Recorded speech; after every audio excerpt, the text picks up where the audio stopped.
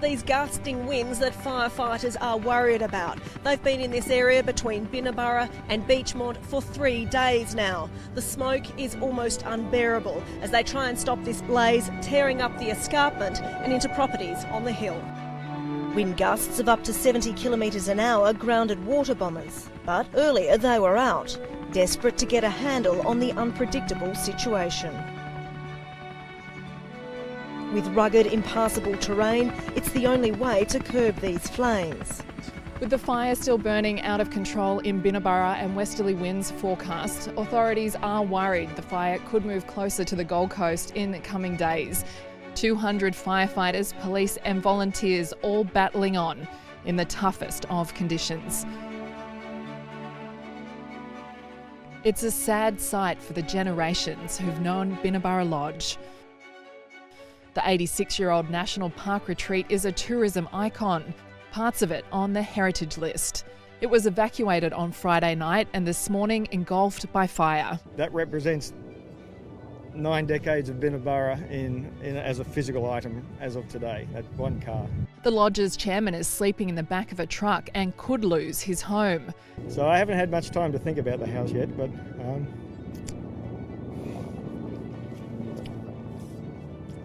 it's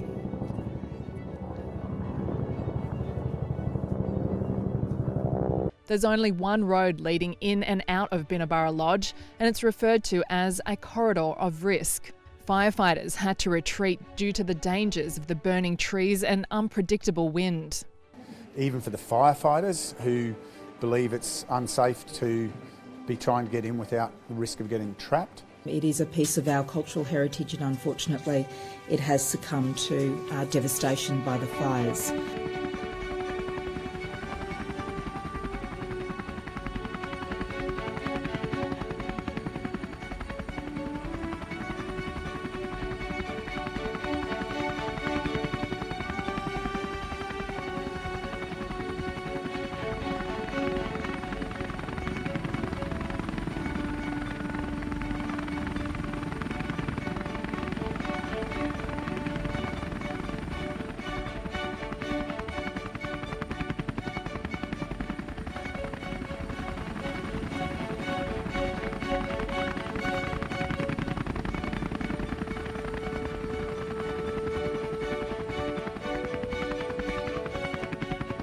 Across Queensland, more than 80 fires are burning.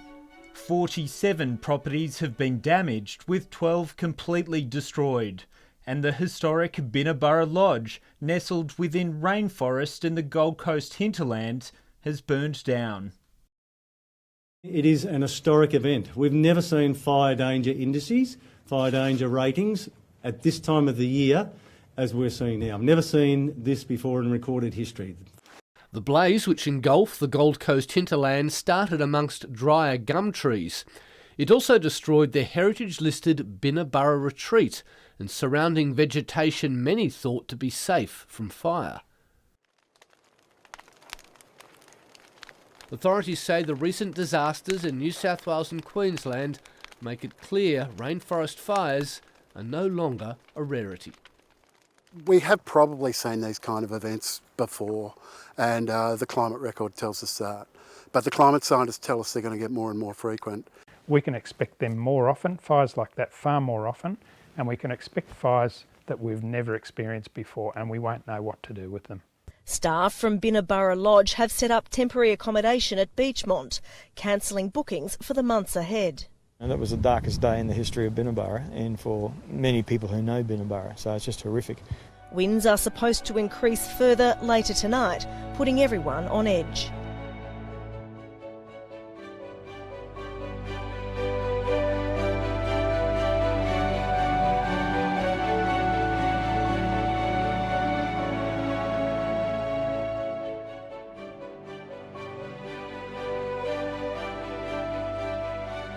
Have the Prime Minister Scott Morrison and Federal Minister David Littleproud coming for emergency services.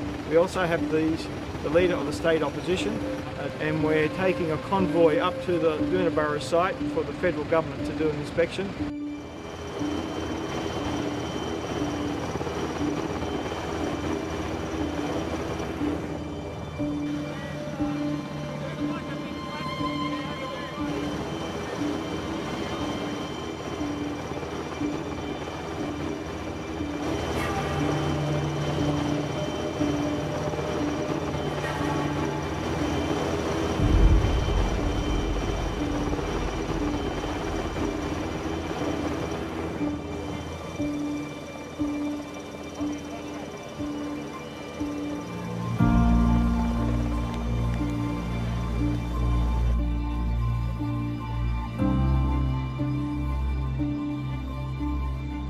You see the damage on this sky lodge here. This took the full brunt of the fire coming up this way. But it's very interesting, this fire took the top area. The bottom unit is actually still quite intact. But the energy of the fire was pulled right down, and you can see then on the next unit, in fact, there's no impact at all from the fire. So those 3 sky lodges look okay, and they need to be checked still, of course. But these buildings have been extremely well designed for this environment in terms of the fire risk. We can learn a lot of lessons about how to design and build accommodation in this environment, from this experience. Out of this rubble will come something new for Binna Burra and the big wide Binna Burra family from around the world. But it's interesting sitting here today. We've got a resurgence of spot fires right around the valley. There's still a lot of smoke, and we're heading into some very severe heat and wind conditions this weekend. So we're not out of the danger zone yet. This is on Friday, the Friday after the Sunday fire, and there's still a lot of work to be done by emergency services this coming weekend to make sure that we can protect what's remaining here at Binna Burra.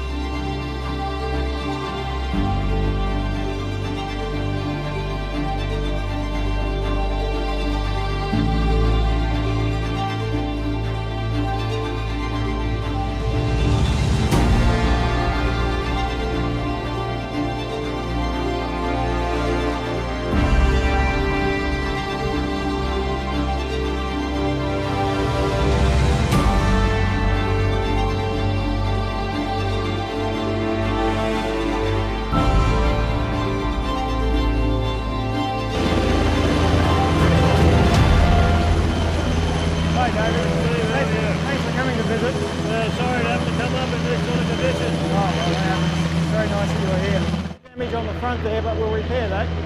Pretty much got through that one. And then over here we have what we call the Discovery Forest for the kids. That got a fair bit of damage. And that historic old sign is a very popular sign. That stays.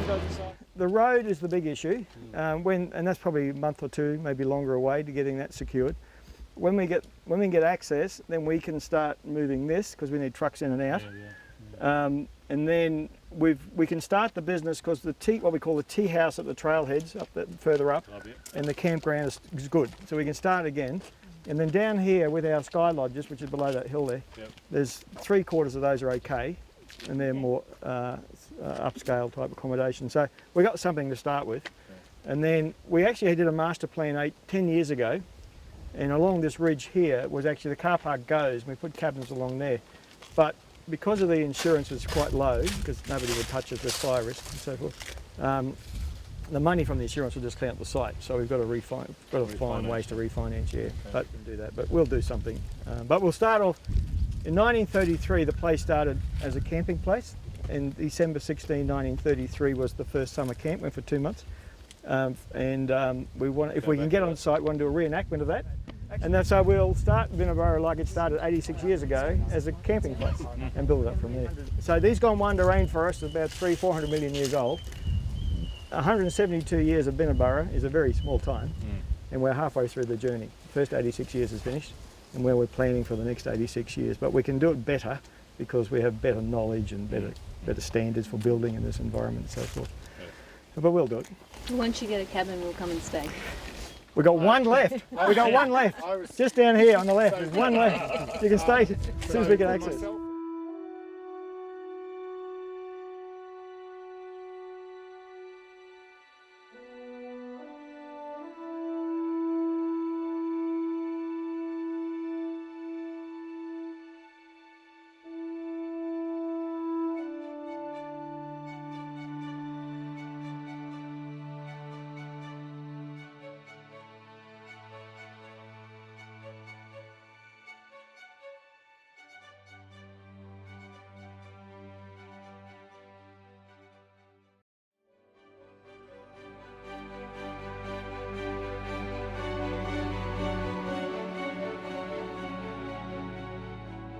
We still haven't got regular access on the road into Binna Burra yet to continue with the demolition that's required and the reconstruction work. However, here at the Sky Lodges, we're hopeful in the next 2 weeks or so that they will be able to start the repair work on the Sky Lodges. There's 4 separate blocks. The first 2 are okay. The third one had a little bit of damage on the roof, but then the last block needs a considerable amount of work. We have work going on now at the tea house and the campground, and our aim is to have everything ready for the road to open up in April. So hopefully by Easter this year, we'll be able to welcome guests back into Binna Burra.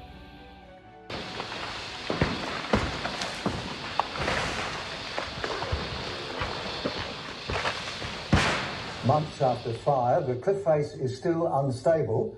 The recent rains, another setback. This is the only road to Binna Burra and it's closed to the public.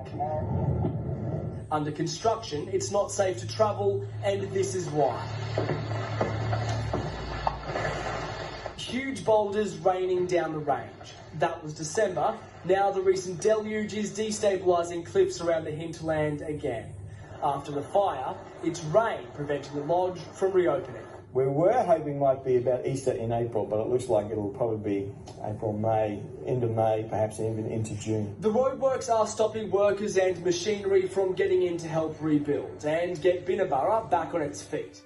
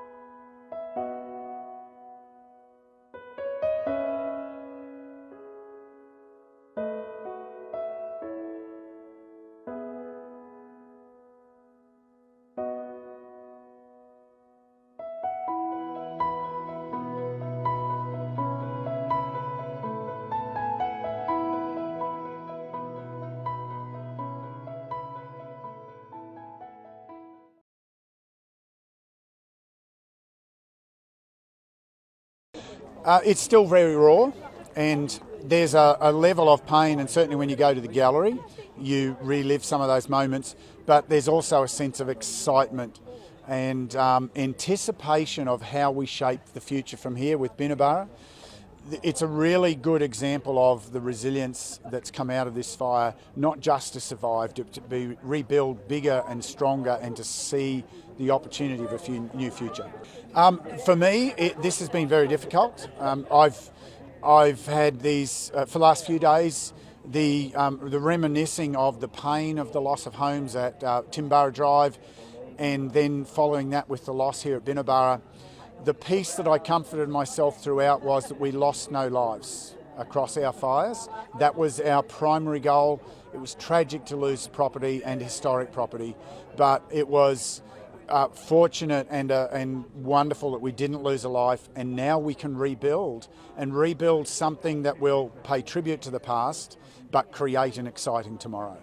There'll be plenty of tears, and there are. This is a bit of a healing day, to be able to reflect on that and to openly shed a tear, to realise that this was a tragic time and that we have carried scars forward, and now is a time for us to deal with those, to acknowledge them, but to look to tomorrow. This community, as with many of our communities, has shown an inner strength that it did not understand about itself before. And that's the opportunity that we grasped, was not to let what happened to us to define us, but to make that choice to stand together as a community with the support of the local council and the support of the Queensland Government and the support of the Australian Government and our wider community, to say we are bigger than what has happened to us and we will shape tomorrow. Oh, it's the 1 year anniversary of a terrible bushfire that came through Binna Burra last year, and then the day before, of course, at Beachmont, we lost in total 11 houses in our community. So, it's a time for reflection, and those anniversary dates make you pause and think about what happened and what could have happened. But also the good things. While we lost 11 houses in the lodge, hundreds of houses were saved in this area by our volunteer firefighters and all the emergency services, so we're thankful for that. But, it's just great to see people come back.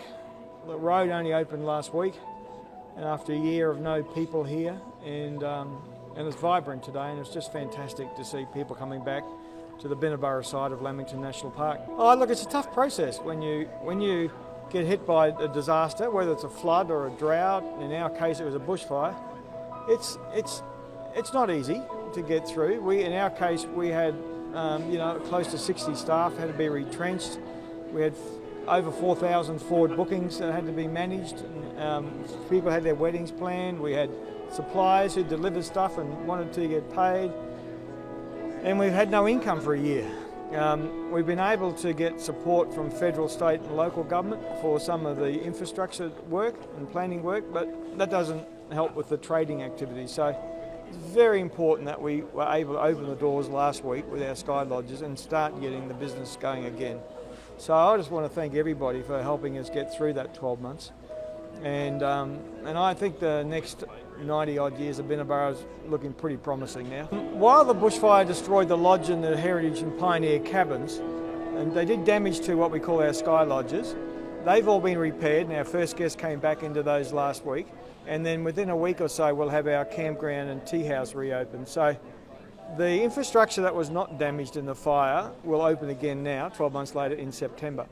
Where the lodge used to be is now just a flat piece of land, and we're going through a process of looking at what options we have to build something that captures the spirit of Binna Burra in a lodge-type visual impact at the top of Mount Roberts, which is up this road here at Binna Burra. So the gallery is open today by our Mayor of Scenic Ribbon Regional Council, Greg Christensen, who's here with us today, and all the councillors who've come over. We appreciate that very much, and our representatives from federal, state and local government and our local community. It's just fantastic to see people here today. The gallery is about reflecting upon what happened 12 months ago and recording and documenting what happened also. So we'll have it here for a couple of months, and it'll be a mobile gallery. It'll scale up and down, and we'll move it around different locations as we need to. But people are appreciating the memories that are in there about the lead-up period to the fire, the impact of the fire, and some of the work that's occurred in the recovery process after the fire. The Binna Burra side of Lamington National Park is important not just for our Beachmont community, but all the communities on the way up, whether people are driving up from Canunga or from Nerang, because if the beacon at the top of the hill is closed off, there's less people coming up. So it impacts all the way down the line. So it's really important for the beach mountain community, for Binna Burra to be reopened again. And so that's what we're celebrating today with the opening of our Bushfire gallery. Here on the Binna Burra side of the Lamington National Park, we have 14 trailheads into the national park. 9 of those are open now. There's still work to be done on the others. So most of the trailheads on the Binna Burra side of Lamington National Park are now open for people to come up on any day of the week and enjoy this magnificent World Heritage listed tropical rainforest that we have in the hinterland of the Gold Coast.